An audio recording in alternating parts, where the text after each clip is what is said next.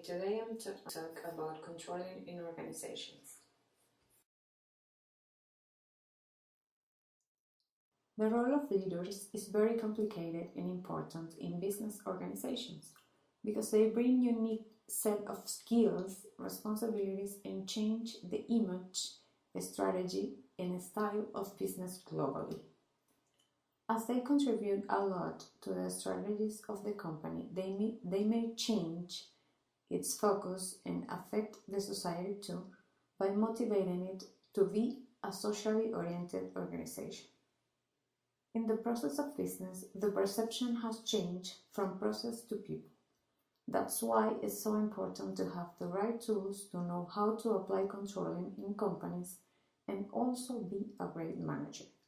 Today I'm going to describe the function of controlling in organizations. Then I'm going to describe a tool of contemporary control and how it works. And finally, I'm going to talk about the budget and the financial performance in this tool.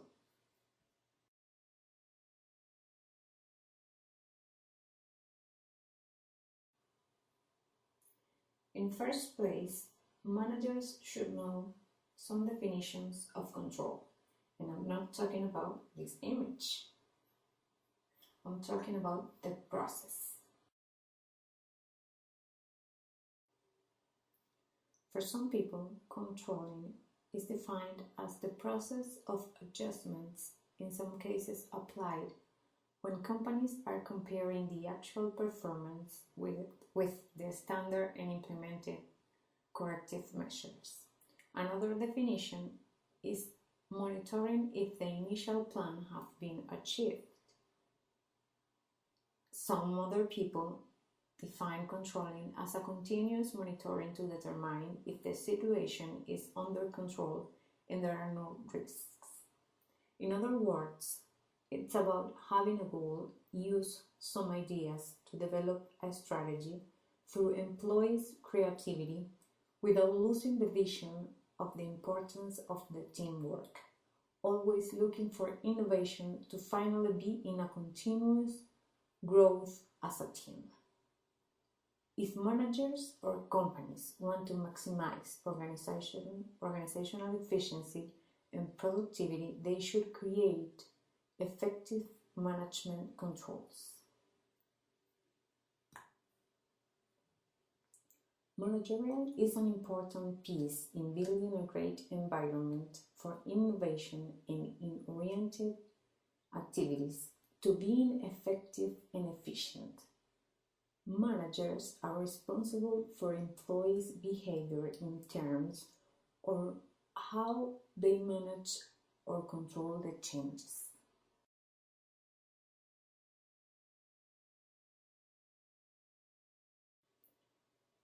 Now I'm going to talk about a tool of controlling. This tool is total quality management. The theory of TQM is a group of tools used for managers to provide better value to customers, recognizing their needs and improving their procedures to give them a product or service with quality and efficiency. TQM is focused on customer satisfaction and on the integration and coordination of all activities in the organization, as well as on the continuous improvement of all activities in the organization. Also, TQM is based on 3 basic principles. The first one, empowered employees. The second one, continuous quality improvement. And the third one, quality improvement teams. TQM involves designing organizations to please customers day in, day out. Also, it has 2 strengths: careful design of the product or service and ensuring that the organization systems can consistently produce the design. In other words, total quality management, it's about total integration in the process, client satisfaction, continuous improvement, team compromised with the quality and excellence in management. Those principles and twin objectives can only be achieved if the whole organization is orientated towards them.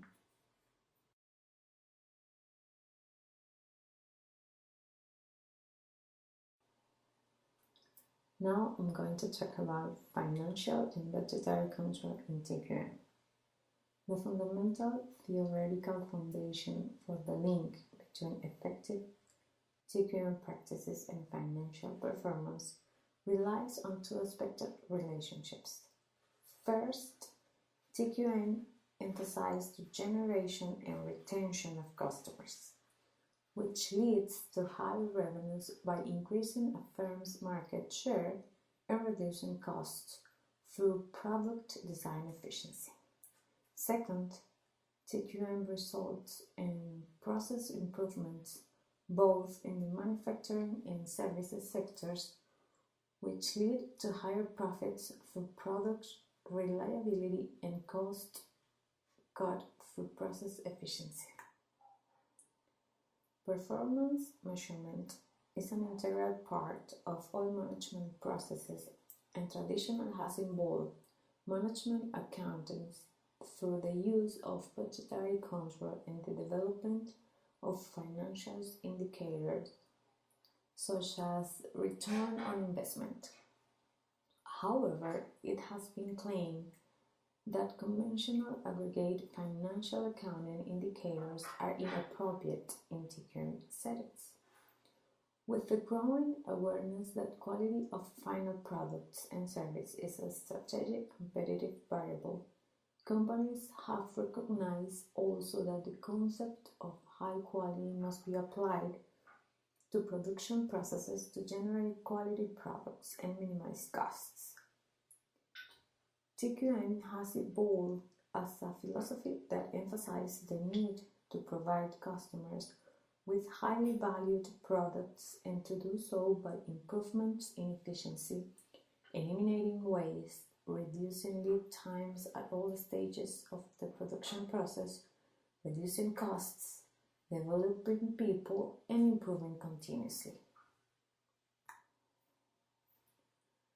Some authors argued some time ago that quality practices had become so important that management accounting could no longer ignore it. Traditional accounting supports cost and production analysis, but not quality analysis. The thrust of the TQM philosophy is that quality and its management has to be built in from the beginning, and that the accomplishment of quality standards and improvements is the responsibility of everyone. Some people claimed that quality is in fact largely a customer perception based on how well the product or service meets the customer's needs and expectations. Poor quality occurs when these needs are not met. Customers should be involved during all the process. Also, some studies have found that the use of TQM practices reduce manufacturing process variance, eliminate reworks, and improves quality performance.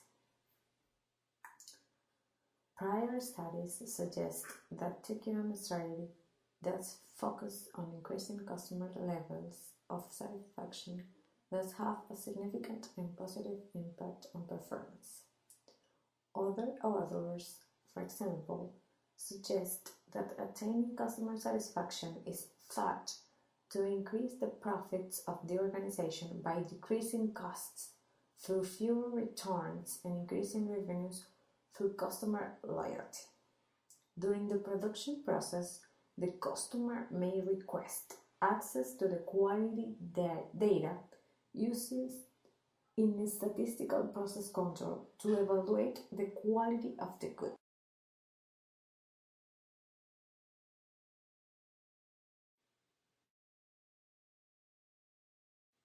Managers have to remember that controlling is not about fear, it's about teamwork, creativity, innovation, and continuous growth to satisfy customers with quality and efficiency. Also, companies should not forget that no matter which tool is used, if they do not care about people, listening to them, encouraging them in order to cooperate and work as a team, working to achieve customer satisfaction, and innovating to be excellent in management, they will not achieve successfully the company's goals. And finally, remember, by doing the right thing with efficiency, the company should have positive effects on many financial performance measures. Thank you.